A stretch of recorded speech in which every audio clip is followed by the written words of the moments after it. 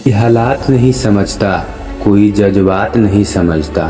ये तो अपनी अपनी समझ की बात है जनाब। कोई कोरा कागज समझ लेता है तो कोई पूरी किताब नहीं समझता।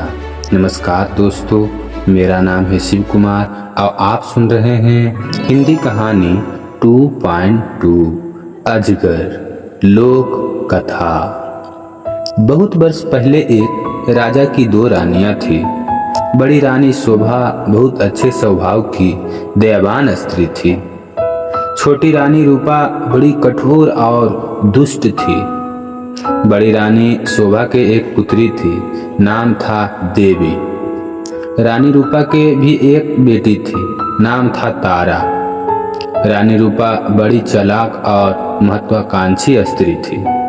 वह चाहती थी कि राज्य की सत्ता उसके हाथ में रहे।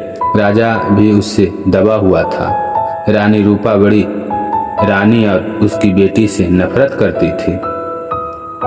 एक दिन उसे राजा ने कह दिया कि रानी शोभा और देवी को राजमहल से बाहर निकाल दिया जाए। राजा रानी रूपा की नाराजगी से डरता था। उसे लगा कि उसे वही करना पड़ेगा जो रूपा चाहती है। उसने बड़ी रानी और उसकी बेटी को राजमहल के बाहर एक छोटे से घर में रहने के लिए भेज दिया। लेकिन रानी रूपा की घृणा इससे भी नहीं हटी। उसने देवी को आज्ञा दी कि यह प्रतिदिन राजा की गायों को जंगल में चराने के लिए ले जाया करे। रानी शोभा यह अच्छी तरह जानती थी कि यदि देवी गायों को चराने के लिए गई तो रानी रूपा उन्हें किसी और परेशानी में डाल देगी। इसलिए उसने अपनी लड़की से कहा कि वह रोज सुबह गायों को जंगल में चरने के लिए ले जाया करे और शाम के समय उन्हें वापस ले आया करे। देवी को अपनी माँ का कहना तो मानना ही था, इसलिए वह रोज सुबह गायों को जंगल में ले जाती थी। एक शाम जब वह जंगल से घर लौट रही थी तो उसे अपने पीछे एक धीमी सी आवाज सुनाई दी। देवी क्या तुम मुझसे विवाह करोगी? देवी डर गई। जितनी जल्दी हो सका उसने गायों को घर की ओर हाँका। दूसरे दिन भी जब वह घर लौट रही थी तो उसने वही आवाज पुनः सुनी। वह प्रश्न उससे फिर पूछ गया। रात को देवी ने अपनी माँ को उस आवाज के बारे में कहा। माँ सारी रात इस बात पर विचार करती रही। सुबह तक उसने निश्चय कर लिया कि क्या कहना चाहती है। सुनो बेटी, वह अपनी लड़की से बोली, मैं बता रही हूँ कि यदि आज शाम के समय भी तुम्हें वही आवाज सुनाई दे तो तुम्हें क्या करना होगा, बताइए माँ। देवी ने उत्तर दिया, तुम उस आवाज को उत्तर देना। रानी शोभा ने कहा, कल सुबह तुम मेरे घर आ जाओ, फिर मैं तुम्हें विवाह कर लूंगी। लेकिन माँ, देवी बोली, हम उसे जानते तक नहीं। मेरी प्यारी देवी, माँ ने दुखी होकर कहा, जिस स्थिति में हम जीवित हैं उससे ज्यादा बुरा और क्या हो सकता है। हमें इस प्रस्ताव को स्वीकार कर लेना चाहिए। ईश्वर हमारी सहायता करेगा। उसे संध्या को जब देवी गायों को लेकर लौट रही थी उससे वह आवाज फिर सुनाई थी। आवाज कोमल और दुख भरी थी। देवी क्या तुम मुझसे विवाह करोगी? क्या तुम मुझसे विवाह करोगी? आवाज बोली। देवी रुक गई। उसने पीछे मुड़कर देखा लेकिन उसे कोई नहीं दिखाई दिया। वह हिचकिचाती हुई वहां से भाग जाना चाहती थी, लेकिन फिर उसे माँ के शब्द याद आ गए। वह जल्दी से बोली, हाँ, यदि तुम कल सुबह मेरे घर आ जाओ तो मैं तुमसे विवाह कर लूंगी। तब वह बड़ी तेजी से गायों की हाँकती हुई घर चली गई। अगले दिन सुबह रानी शोभा जरा जल्दी उठ गई। उसने जाकर बाहर का दरवाजा खोला। देखने के लिए तो कोई प्रतीक्षा नहीं कर रहा, वह कोई भी न था। अचानक उसे एक धक्का सा लगा और वह स्तब्ध रह गई। एक बड़ा अजगर कुंडली मारे सीढ़ियों पर बैठा था। रानी शोभा सहायता के लिए चिल्लाई। देवी और नौकर भागे भागे आए। क्या बात है? तभी एक आश्चर्यजनक बात हुई। अजगर बोला, नमस्कार। उसका स्वर बहुत विनम्र था। मुझे निमंत्रित किया गया था, इसलिए मैं आया हूँ। आपकी लड़की मुझसे वादा किया है कि मैं सुबह घर आ सकूं तो वह मुझे विवाह कर लेगी। मैं इसलिए आया हूँ। रानी शोभा की समझ में नहीं आ रही थी कि वह करे तो क्या करे। उसे तो यही आशा थी कि किसी दिन कोई सुंदर नौजवान उसकी लड़की से विवाह कर लेने आएगा। उसने यह कभी नहीं सोचा कि वह अजगर होगा।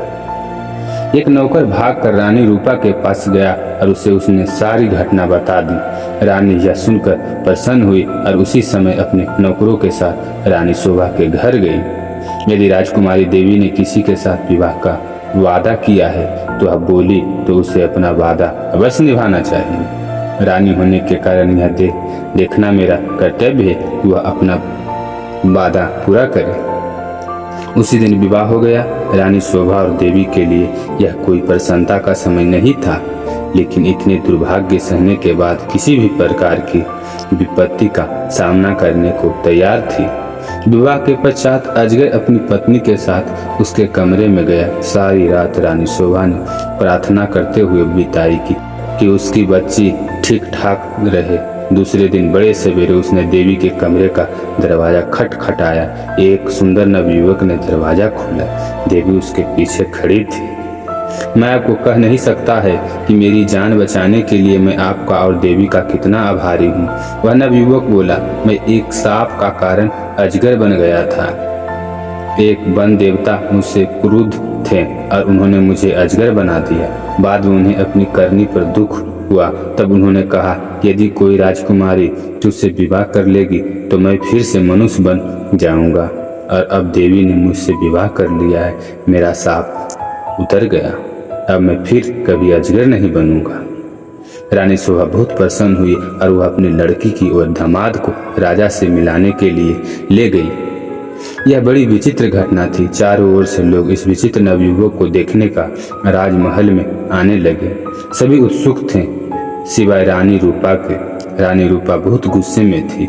उसने झल्लाते और सीखते हुए अपने आप को कमरे में बंद कर लिया। देवी की भाग्य उससे देखा नहीं जा रहा था। वह चाहती थी कि उसकी बेटी तारा भी ऐसी भाग्यशाली बने। आखिरकार उसे एक युक्ति सूझी। उसने अपनी लड़की को बुलाया। देवी का विवाह तो अब हो गया है, वह बोली, इसलिए गायों को जंगल में चराने के लिए तुम ले जाया करो। नहीं, तारा चीख कर बोली, इतने नौकर हैं तो फिर मैं क्यों गाय चराने जाऊं? यह मेरी आज्ञा है। रानी क्रुद्ध होकर बोली, एक बात और भी सुनो, यदि जंगल में कोई तुमसे विवाह का प्रस्ताव करे तो तत्काल कह देना कि तुम विवाह के लिए राजी हो। यदि वह अगले दिन सुबह हमारे घर आ जाए। तारा माँ की इस योजना को भयभीत हो गई और वह गायों को जंगल में नहीं ले जाना चाहती थी। वह खूब रोई, लेकिन रानी फिर भी नहीं पिघली।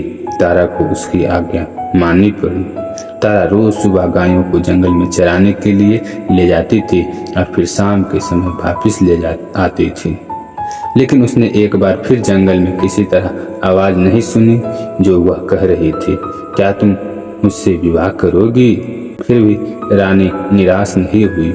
जंगल में कोई अजगर तो था नहीं जो तारा से विवाह का प्रस्ताव करता, इसलिए उसने खुद अजगर ढूंढने का निश्चय किया।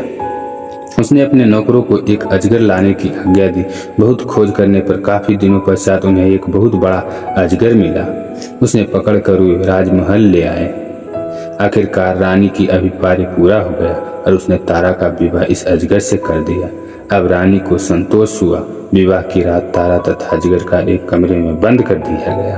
रानी अधीरता से सुबह की प्रतीक्षा कर रही थी। रानी रूपा ने सवेरे सवेरे ही लड़की की कमरे का दरवाजा खटखटाया, लेकिन कोई उत्तर न मिला। उसने जरा और जोर से दरवाजा खटखटाया, लेकिन दरवाजा तब भी नहीं खुला। रानी से और प्रतीक्षा न की गई और उसने धक्का देकर दरवाजा खोल दिया। मोटा अजगर जमीन पर पड़ा हुआ था, लेकिन तारा कहीं पता नहीं था। रानी चीख पड़ी और महल में सभी से उसका चीखना सुना।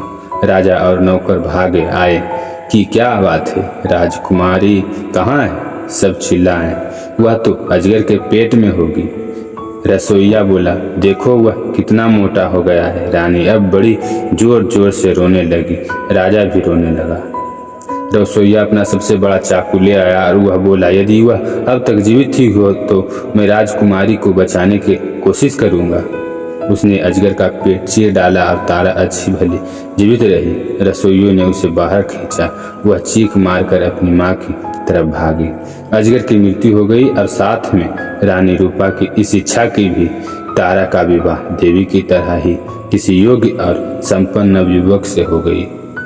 दोस्तों, आज की कहानी यहीं तक। कल मिलते हैं एक और नई हिंदी कहानी के साथ। जब तक हमारे चैनल से जुड़ने के लिए इसे सब्सक्राइब कर बेल आइकन को ऑन कर दें ताकि रोज इसी तरह नई कहानी आप सुन सकें।